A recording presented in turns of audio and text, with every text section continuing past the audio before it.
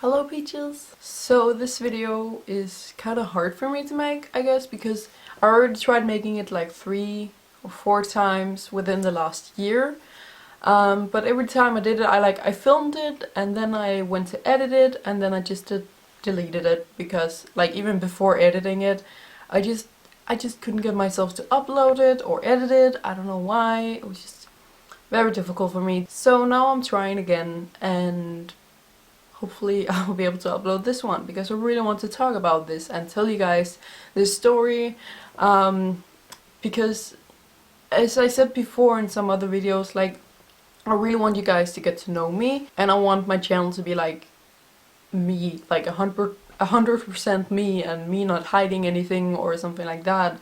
But it's also a very big thing and a very scary thing, so that's also why I've been like deleting it and not talking about it yet. So hopefully I can get it out now because I really want to get it out. Also because, well, for my own fault, because getting it out to a lot of people, like, I don't know, I'm not the kind of person who likes to talk about things and who likes to tell the same story 1,000 times.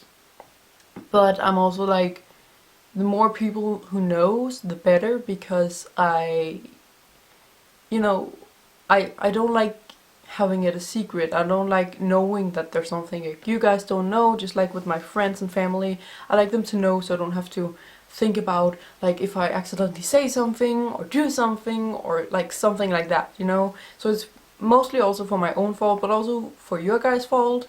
Maybe some of you are going through some of the same things or have been going through it and get some help from this. I don't know, at least I've gotten some help from other YouTubers whenever they have made these kind of videos. It kind of helped me to watch those videos, so maybe it will help some of you guys. I'm going to try and make this video make sense because it's a lot of things. It's very difficult for me to talk about, so I'm sorry if it's a little messy and if it's in a weird order or if it says something that doesn't make sense. I'm really going to try my best to do it as well as I can so you guys can understand it, but yeah, I'm going to try. And I also want to say I'm not very good at remembering when things happened. I just remember these things happening and I remember kind of around what age, but I don't remember exactly, oh, it happened when I was 12 and that happened when I was 7. It's just in general with my childhood, I don't have a very good memory of when things happened. I do have a good memory of what happened and all the kind of, just in general in my childhood, what stuff happened.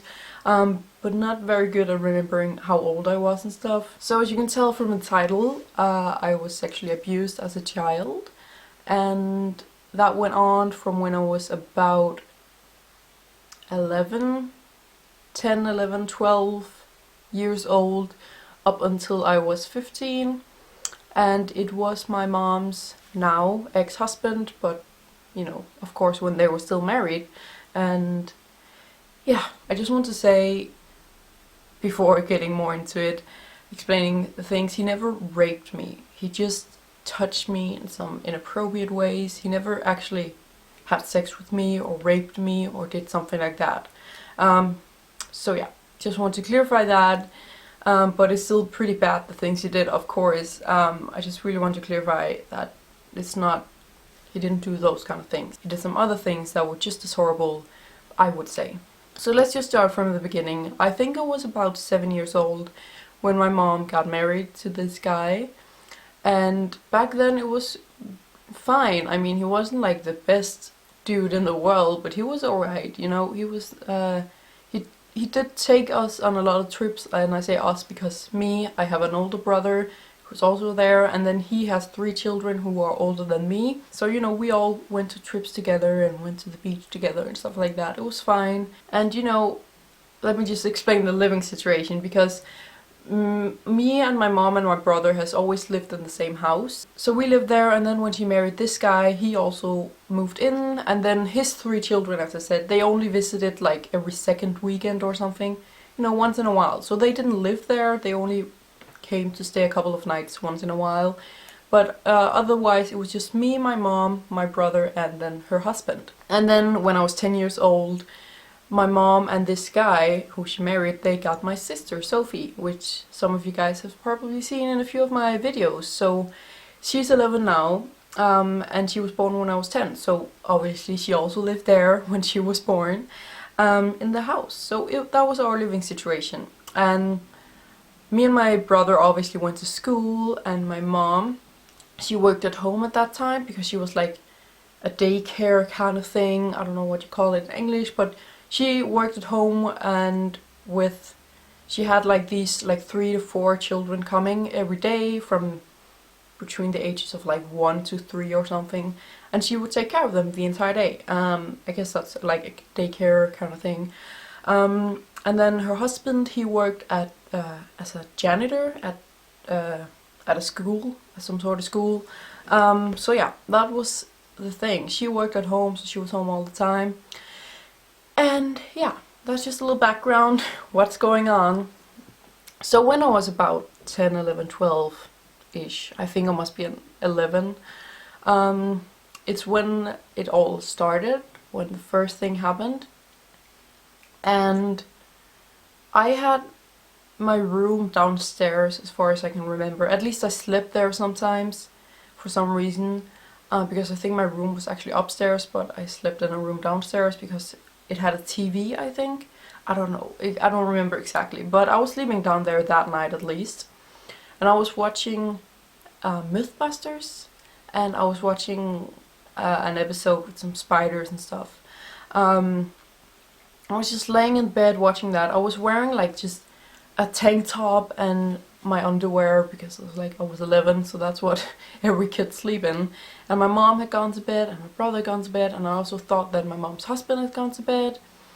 And you know, I was lying there watching that, and then he came into my room, or that room that I was in, and he seemed weird. And now I know that he was really drunk, now that I gotten older, and because now I know that he was an alcoholic all the way back then. I'll get into that a little later. And he came in and he was acting weird. I didn't think any of it because I never really seen a drunk person before back then. So I just like, oh, maybe he's just tired or something, I don't know. And he asked if he could watch the show with me, and I was like, sure, why not, I guess, you know. I didn't think any of it. And then he sat, I was like laying on the side, on this side, the TV was there, you know, laying on the side, and he sat by the foot end, which was fine. And then he laid behind me because there was a little space behind me, so he was kind of like spooning me. And that's when it started getting weird, but I was also like, I don't know, I guess some people just do that with their children. I know a lot of parents like to cuddle their children, and maybe he just felt like I was his child back then. Maybe he started accepting me as his daughter or something. I don't know. I was a little uncomfortable, but I wasn't freaked out by that completely. It wasn't until he started touching my breast, and back then I was not that old, I was like 11, so there wasn't a lot of breast to touch, but I was early developed, so I did have some, and also I was a little bit chubby, so that also added some, so I did have some breast for him to grab, and he did. This one, my left one, because I was laying like on the side.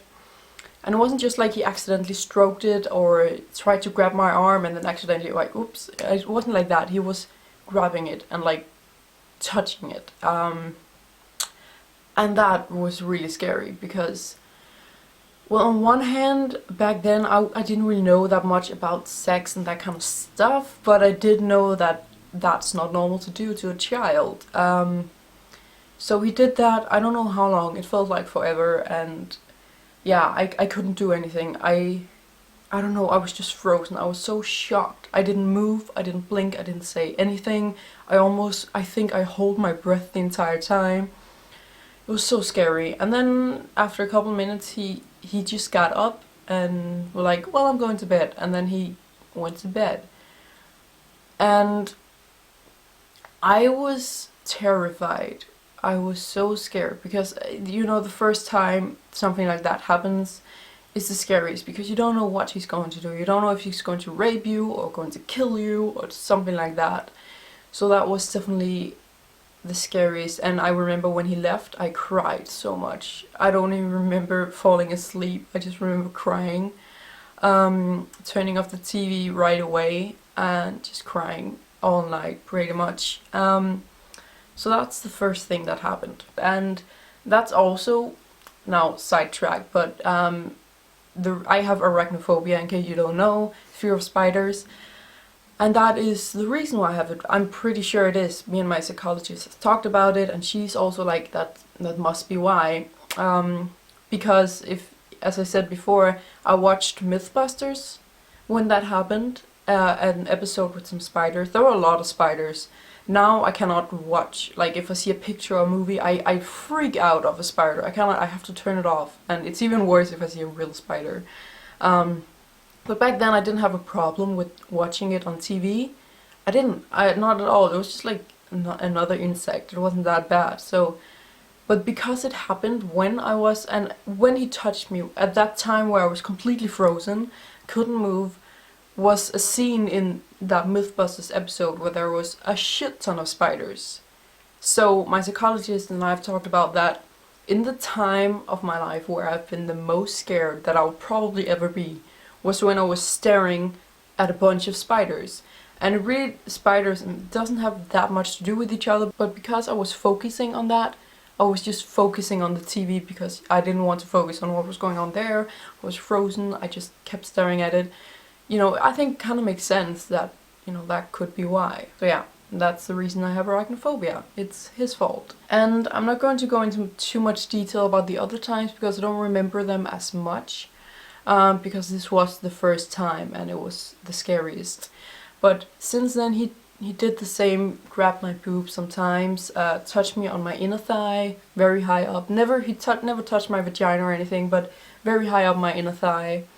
And just stuff like that. He was very weird when doing it because it wasn't like he was saying something like, oh, don't tell your mother or something. He was just talking casually, just like, oh, how was school today, and blah blah blah, you know, while he was doing it. And that made it feel so weird. And that's another thing that made me feel like, is this normal? Even though I kind of knew it wasn't, and that he wasn't supposed to do it, but because he was so casual about it, he wasn't like telling me not to tell anyone. It was just like, is this normal? Do people do this? I don't know. It was so confusing. But yeah, that's the other things. It happened like once a month, I would say, since the first time, and then up until I was 15.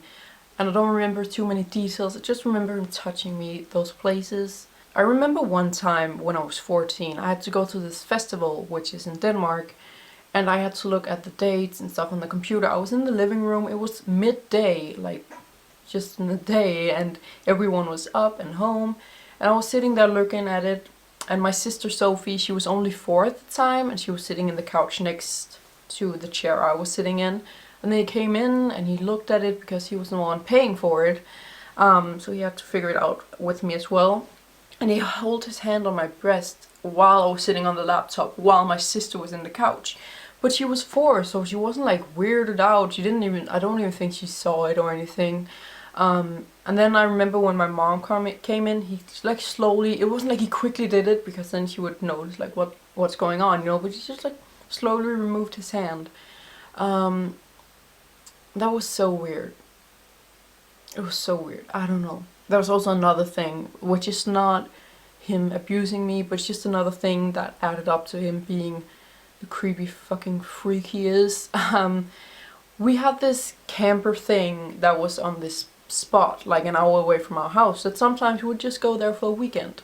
It was a very small, there wasn't really any doors in it. We had like this sleeping space, and then we had a curtain, just a regular piece of fabric, and then we had the living room where there was the TV and stuff. And it's a camper, so it's not like a big living room or something. And one day we went up there, just me, my sister, and him, and it was just, I don't know why I went up there, because he had done all these things to me. I think I was just like really trying my best not to make my mom think there was something wrong, because I really didn't want her to know. I'm going to get into that as well later. And also for my sister's fault, because she thought it could be so much fun.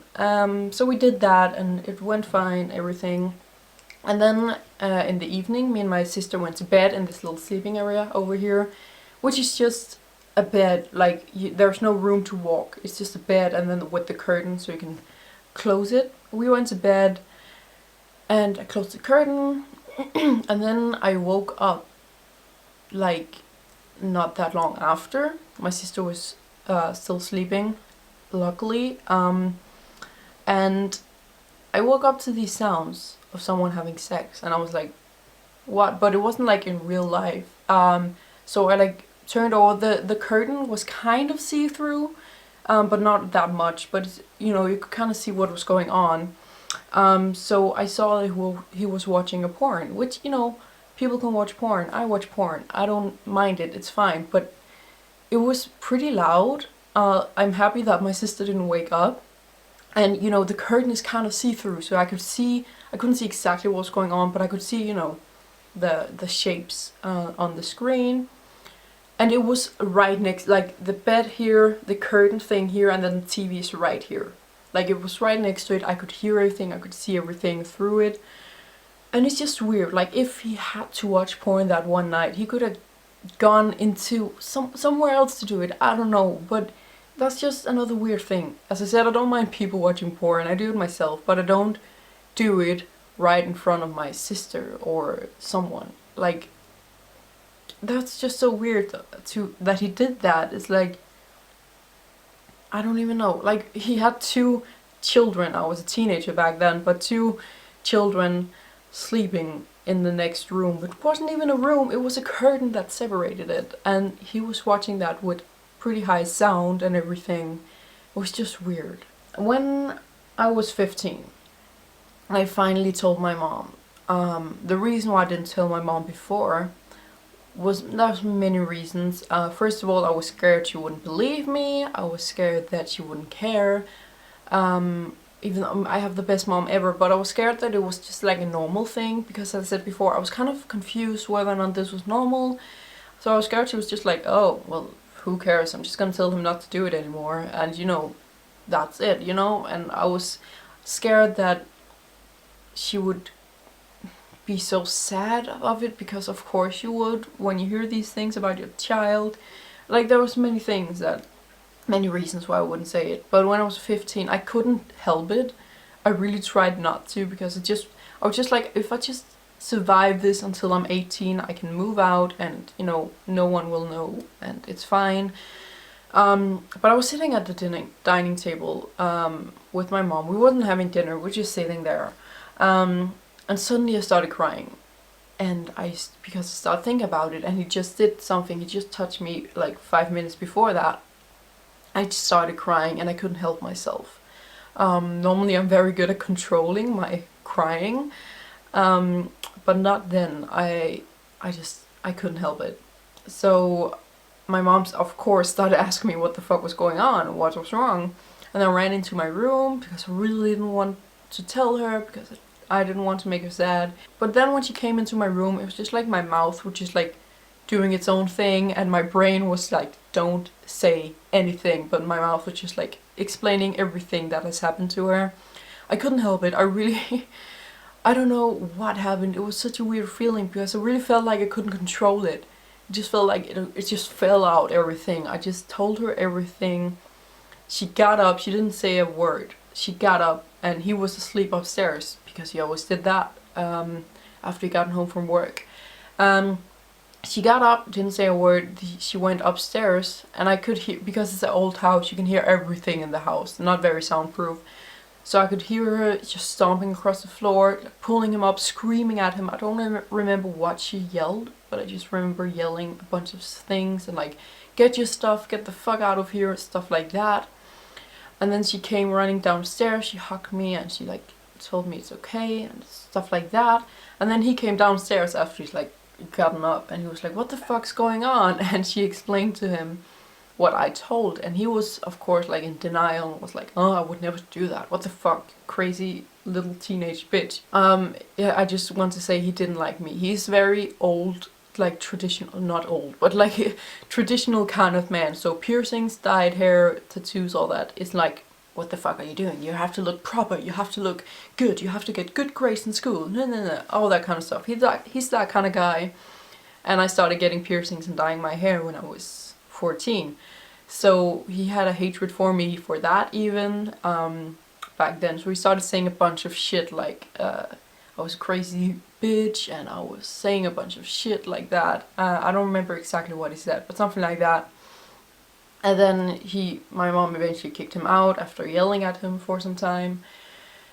And yeah, I'm so happy that she kicked him out. But it did, like, everything I feared that happened did happen. Like, she did believe me and she did take it very seriously, but she got so depressed from it, she couldn't work anymore, even though she loved her job with working with the children. She still did that.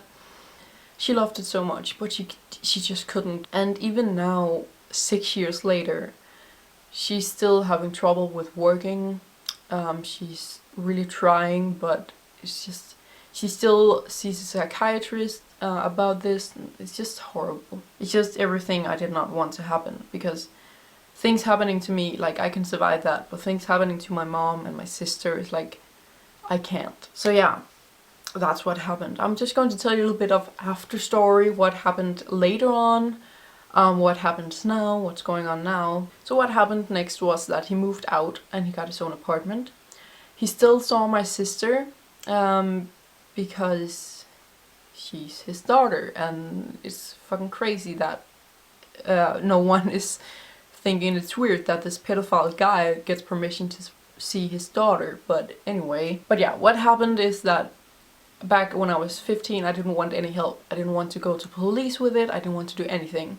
So nothing really happened until I was 17, when my stepmother, who used to be married to my dad, but even after they got divorced, even now that my dad is dead, I still see her as my stepmother because she's like one of my favorite persons in the world. I love her so much. So even though she wasn't married to my dad at that time, when he was alive, I still talk to her, and she convinced me to go to the police with it and to get some help, which I'm so thankful for. She's amazing. So that's what I did when I was 17. I went to the police and I got some help.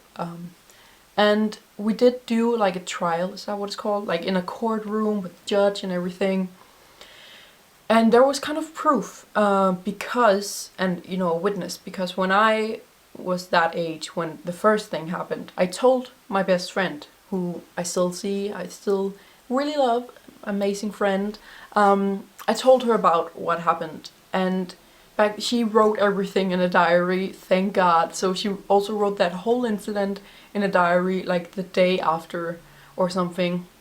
She never told her mom because, you know, I told her not to, and it's also like, she didn't know what was going on either, and I don't blame her in any way, so don't think that.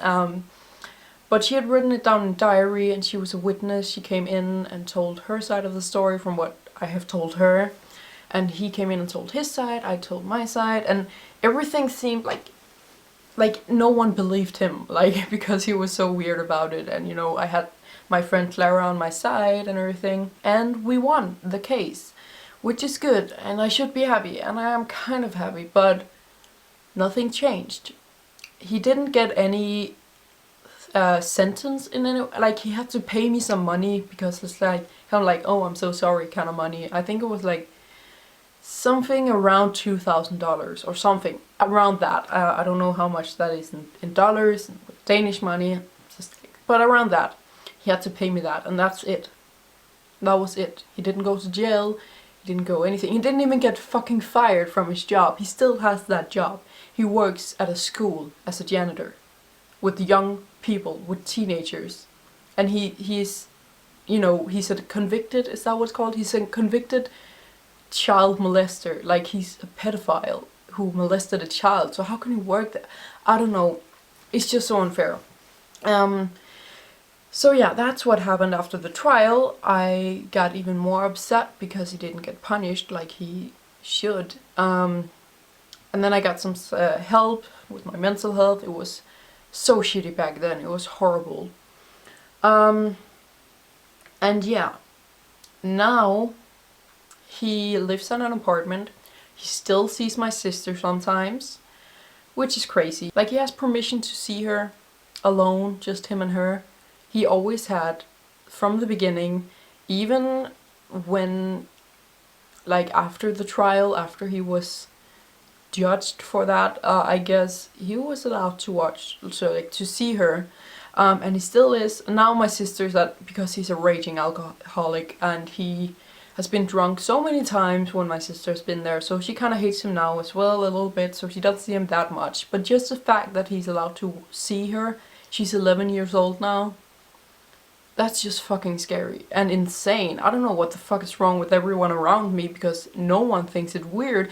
I'm the only one who thinks it's weird. Even my mom, like I love my mom and I don't blame her for anything, but she's also like, well, she's his daughter. He's not going to do it to his own daughter. But you know, we also said that about me. No one thought that he would do this to me. It's just insane. Like, I feel like I'm the only one who thinks it weird that he's allowed to see his 11-year-old daughter alone. I don't know. I think that's insane. And yeah, my sister knows what happened. She doesn't really understand it that much, I guess, because, you know, she's only 11 years old. So, you know, as I just explained, back when I was that age and it happened to me, I was very confused about whether or not what was right and wrong with this. So she was also a little confused, but, you know, her psychiatrist, she also sees a psychiatrist because this guy fucked everyone up. She told us that it will probably be a good idea to tell her now. So yeah, and he just ruined so much. Like, as I said, my mom is now unemployed and can't really work that much and so stressed she still take pills for her depression and all that kind of stuff. My sister grows up with an alcoholic father and now she's also have smaller mental problems. She's only 11 now, so but she still sees a psychiatrist sometimes. I have serious mental problems because of this. I have gotten paranoid schizophrenia, which some of you know. And yes, it is that. The reason why I got it is because of all this, because schizophrenia, it's normally in the blood in some way or in the body, but you know, some people can walk around with it and it not, without it going off in a way, without you knowing you have it, because you don't really get the symptoms in a way. It's very difficult for me to explain, I'm not a doctor, but if you have it in your body, it takes something like a traumatic experience, or smoking weed can also do it, and then it pops up and then you get the symptoms and you have it for the rest of your life. And you know, I went through this traumatic experience and it doesn't really show, like doesn't always show right after that experience. For me, it didn't show until 6-7 years after the experience. That's when I started getting symptoms, well, like the really bad symptoms. I had symptoms before that as well, but I didn't have schizophrenia symptoms that much after the first time it happened, so it doesn't come right after, but it is what triggered it, because it is in my family. My great-grandfather had it, but if these things never happened to me, I don't know if I would ever have gotten it. Maybe I would have gotten it after my father died, because that was also very traumatic for me, so maybe that would have triggered it. But because I went through all this when I was younger, that is what caused it to appear and to happen. So I have paranoid schizophrenia now, and paranoid is obviously because I lived in this house with this guy for 5 years, about 4 or 5 years, where I was terrified of him. I was so scared all the time because I never knew what he was capable of. I never knew what he would do to me next.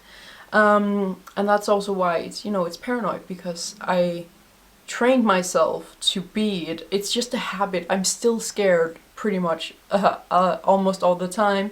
Still very paranoid, still feel like someone's watching me, still feel like, what if someone comes in here, what if, like, all the time.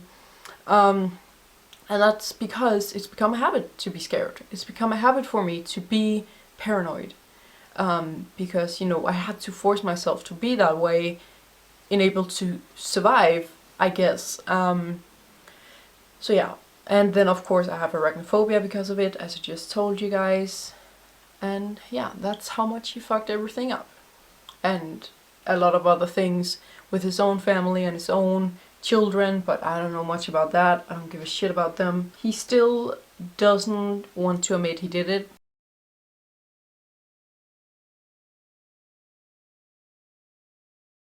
He still thinks I'm a crazy ass bitch who just mentally insane because, well, I am mentally insane, but he's the reason why I am it. As I said, he still has his job, and the worst thing about that is his job, the school that he's a janitor at, is right across the street from my apartment. It takes 3 minutes to go there, 3 minutes to walk there, 2 minutes maybe. It's so close to my apartment. It's so scary that he works there every day. But that's how it is. I can only hope that he will soon die a slow and painful death. So I don't know what else to say. I'm sorry if this video was depressing. I just really want to get it out because I feel like I needed to. And I'm sorry if this video was all over the place. I know there's a lot of things, and there are probably some things I've forgotten or something. I don't know. If you have any questions, please let me know in the comments down below. If there's anything that I wasn't really that clear about, or if there's anything you want to know if otherwise happened or something, or how I dealt with it, or I don't know. But thank you so much for watching this. It really, yeah, if I actually upload this one, it's really nice to just get it out there and have people see it and everything, so it's not that weird anymore. I don't know what I'm saying. I don't know. So yeah, thank you for watching.